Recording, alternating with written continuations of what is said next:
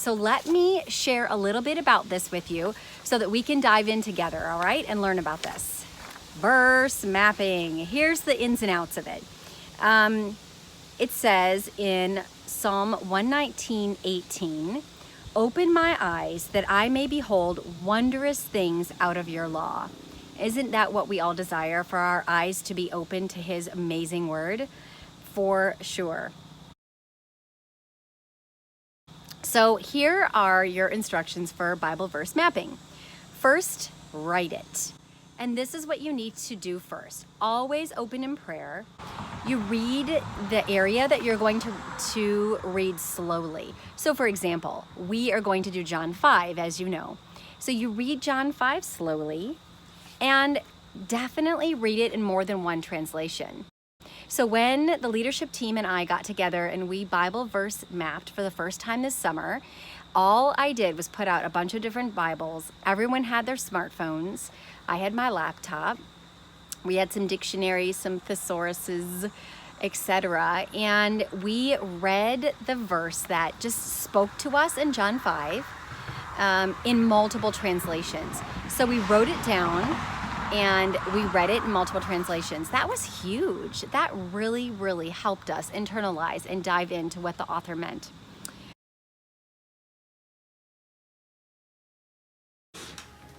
All right, so here we are, Lilies. This is our first night of journal, Bible mapping, verse mapping. How's it going over there? It's going really well. It's going good. All right, so we had never mapped before tonight, correct? Nope. No, we have not. Yeah, and so what did we just map? John 5. Yep, John 5. And how did it go? Ooh, it's deep. Enlightening. Enlightening? Yes. Yeah, Pandora? Powerful. Yeah, super powerful. So talk to me a little bit about what you did. What did you do? How did you start? Well, I did John 5:6, Yeah. and I just picked out words that really jumped out to me, and then I just broke it down. Yeah. Love it. You wrote the verse, broke it down. Yeah, Lodzi? Did pretty much the same thing. I looked at John 5, 8 through 9. Yep. And just picked up a few sentences or words and just try to dissect it and get some meaning behind it. Yep. Rosa, I heard you say you did some synonyms on yours, right? I sure did. I did Ooh, it's the. so colorful, girl. Oh, I tried. I'm not crafty.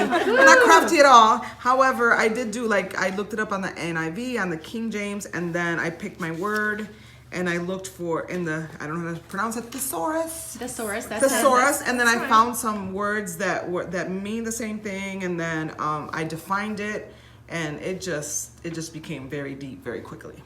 Yeah. So tell me a couple of those words, because I remember you told us a minute ago. One of them was found. Yeah, and it was having been discovered. And in the thesaurus, it said found, begin, launch, start, initiate, get going, start the ball rolling. Roll that ball. That's good. And Jesus found him. So that means that he said, get the ball rolling. That's what that was. I love it. I love it. What jumped out for you, Doreen? So I looked at John 5:7, Yep. and I used a different type of Bible than I would normally use. And then I just took Webster's dictionary and looked up two words.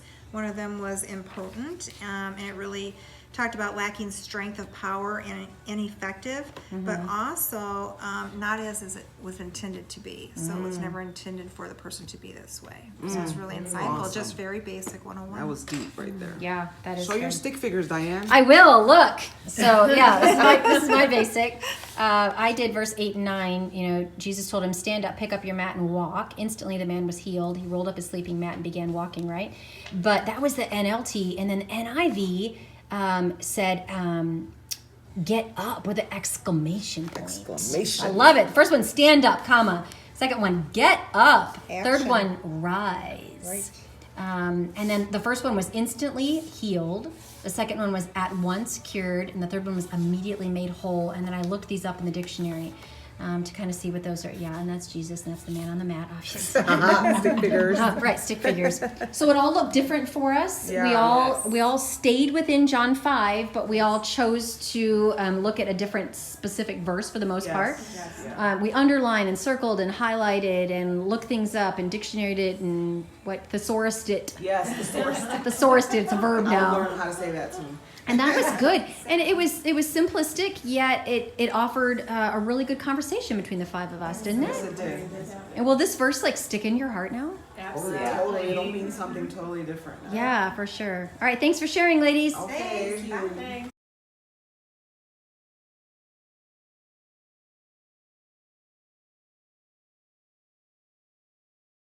Then you map it. What is mapping? Well, it's different for everyone. Maybe you love highlighters. Maybe just that's your love language of all that color. So highlight what stands out to you. Maybe you're more of a doodler. Some people love to box in certain words that they want to define, or circle different things that are important to them, or use one of those little wavy underlines of part of the text, or cross references perhaps. You can make little commentary notes around what you've highlighted and what you've written out. So that's the mapping portion of it.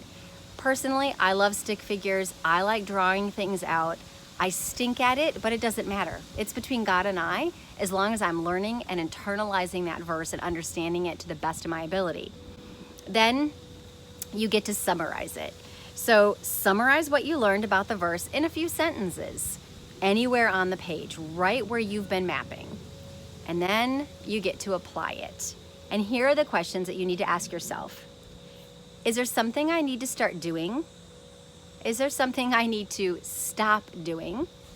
Is there something I need to pray about? Something I need to talk about?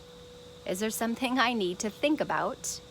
And is there something I need to praise about? And then pray. Talk to God about what you've learned and ask for His help to apply that verse in your life.